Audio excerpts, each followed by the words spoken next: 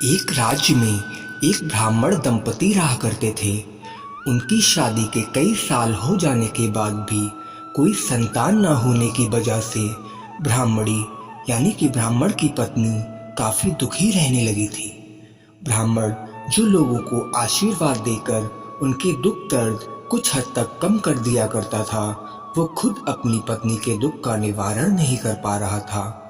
ब्राह्मण ने अपनी पत्नी का दुख कम हो इसलिए एक उपाय निकाला और एक नेवला लाकर पत्नी को पालने के लिए दे दिया। छोटे से नेवले को पाकर ब्राह्मणी बहुत खुश हो गई और उसे किसी बच्चे की तरह ही लाड़ प्यार करके पालने लगी। नेवला भी इंसानों से इतना प्रेम पाकर उनमें घुल मिल गया।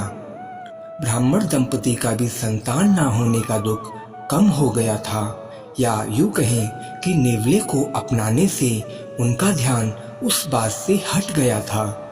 कभी कभी भगवान हमें कुछ वस्तुओं के लिए ज्यादा इंतजार कराता है।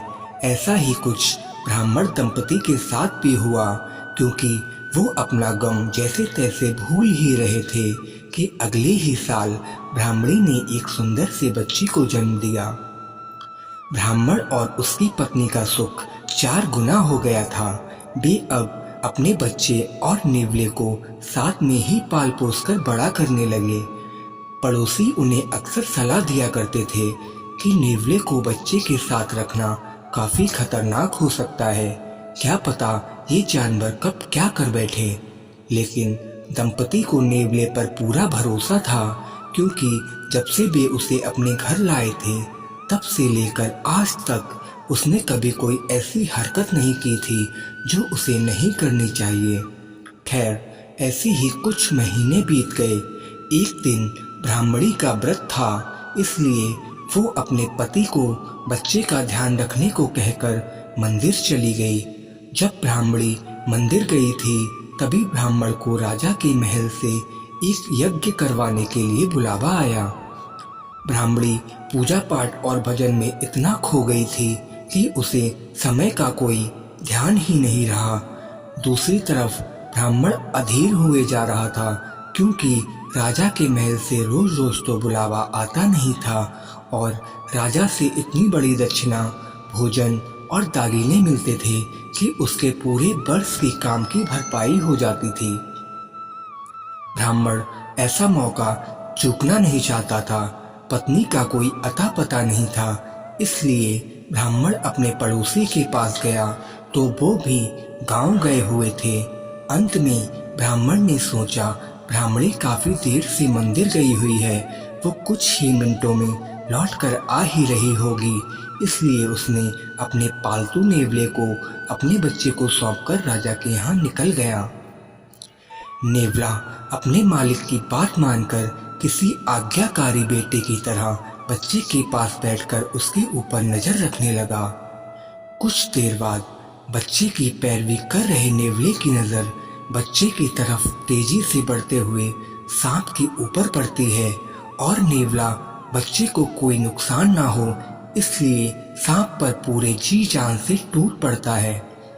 20 मिनट तक लड़ाई के बाद नेवला सांप को मारने में सफल हुआ और उसने सांप के टुकड़े टुकड़े कर दिए।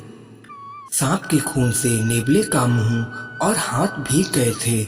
आंगन में मंदिर से लौटी ब्राह्मणी और योगा अनियोग तभी महल से लौटे ब्राह्मण के आहट सुनकर नेवला तुरंत दरवाजे के पास आया और अपने मालिक मालकिन को एक साथ देखकर खुशी से उछल कूद करने लगा।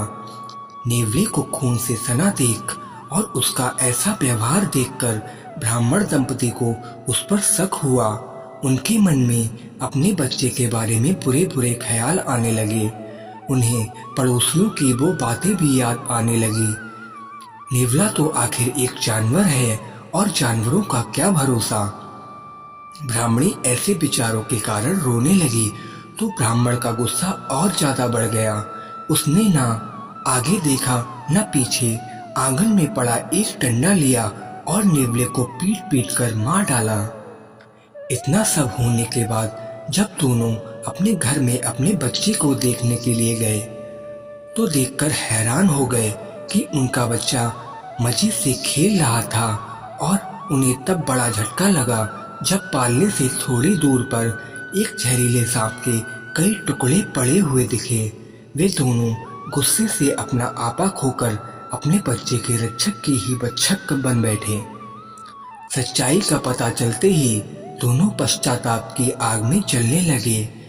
दोस्तों, पुराने जमाने की एक रोचक कहानी हमें वही पुरानी मगर काफी महत्वपूर्ण बातें सिखाती है कि गुस्सा नहीं करना चाहिए, या गुस्सा आ भी जाए तो उस वक्त कोई ऐसा फैसला या काम नहीं करना चाहिए, क्योंकि इतिहास गवाह है कि गुस्से से और गुस्से में लिए गए फैसले से हमेशा अनर्थ ही होता है।